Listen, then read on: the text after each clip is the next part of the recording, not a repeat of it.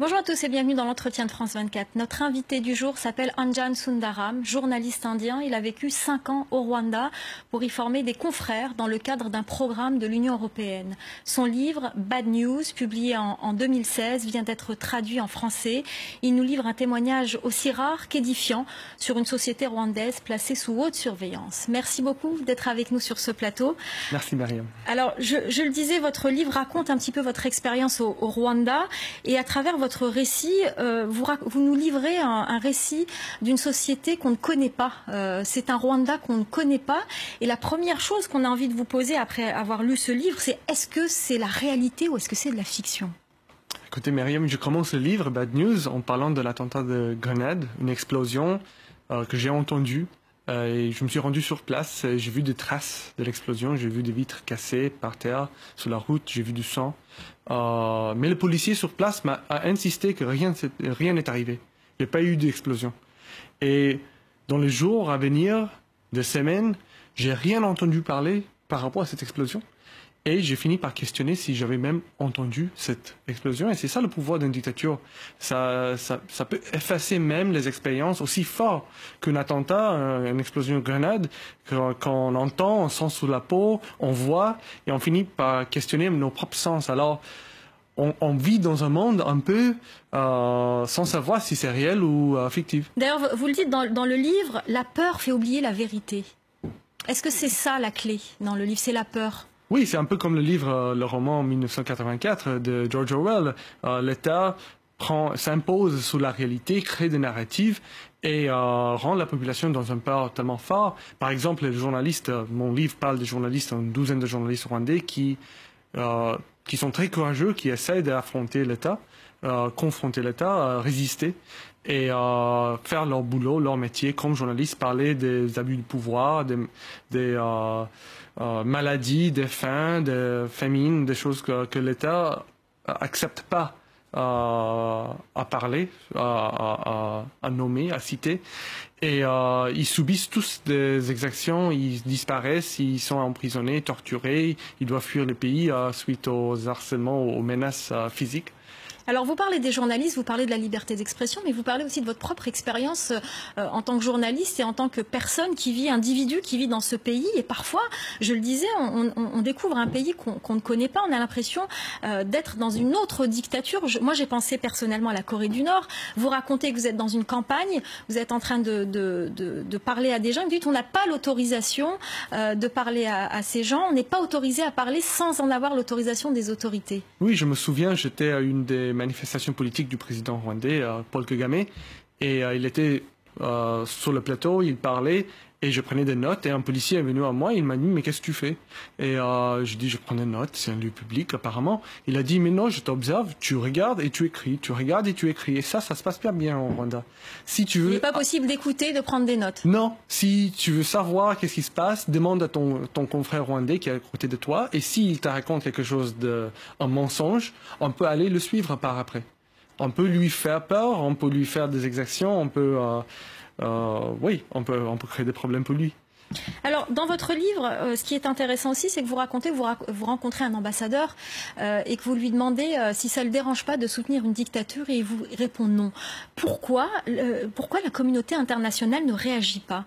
On a vu le référendum au Burundi voisin, l'Union européenne a critiqué, a mis en garde contre ce référendum.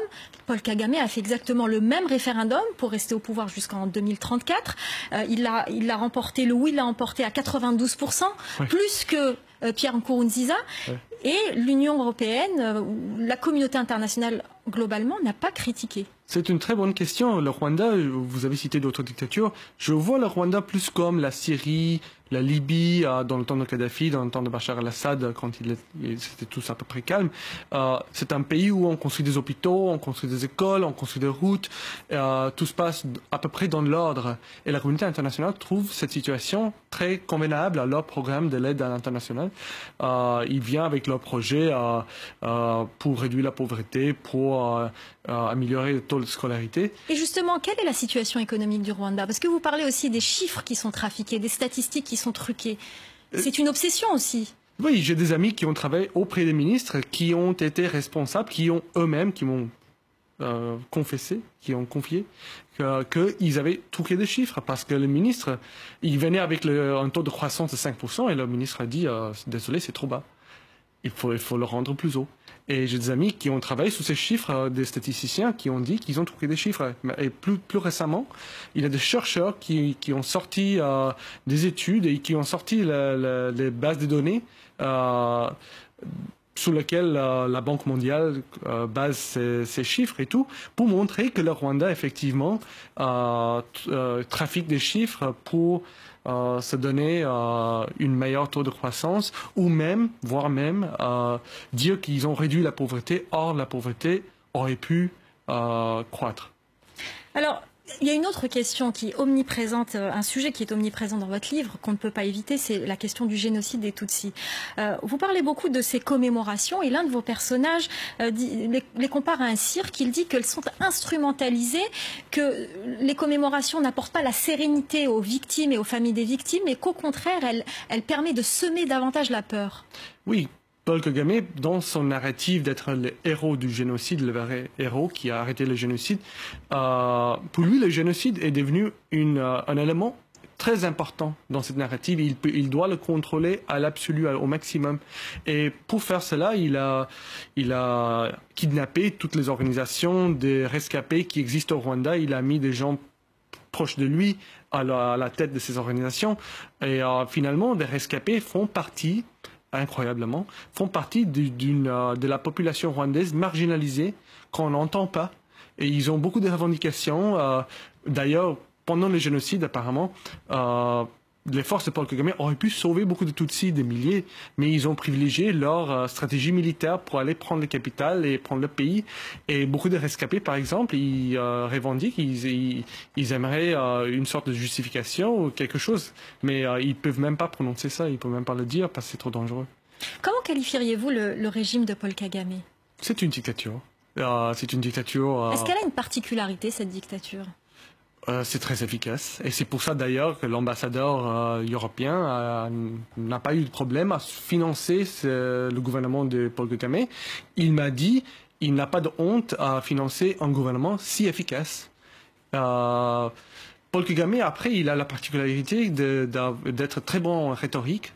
Et il fait partie d'un des peu leaders dans le soi-disant tiers-monde, des anciens pays colonisés, qui osent opposer l'Occident, qui osent tenir un discours. Il est aussi populaire en Afrique, Paul Kagame. Très populaire. Il est donné comme exemple. Exactement, il est donné comme exemple non seulement parmi les Africains, ça je comprends, les Africains le voient comme un héros, comme quelqu'un qui oppose les Européens, mais la Banque mondiale, et d'autres organisations internationales, ils sont juste un peu naïfs. Et eux, ils croient que le Rwanda va très bien. Or, dans beaucoup de dictatures, ça semble aller très bien. En Irak, sous Saddam, ou en Syrie, en Libye, ça semble aller très bien jusqu'à ce qu'il y ait un petit problème. Et là, le pays s'effondre parce qu'il n'y a plus d'institutions. Il n'y a pas de justice, il n'y a pas un parlement, il n'y a pas la presse. Tout le pouvoir est concentré dans le président, chez le président. Et voilà, quand il est parti, c'est fini. Avez-vous eu un retour après la publication de votre livre des autorités rwandaises? Oui, j'ai reçu des menaces. Ils ont venu à mes discours aux États-Unis, à New York. J'ai reçu la protection des NYPD, section contre-terrorisme.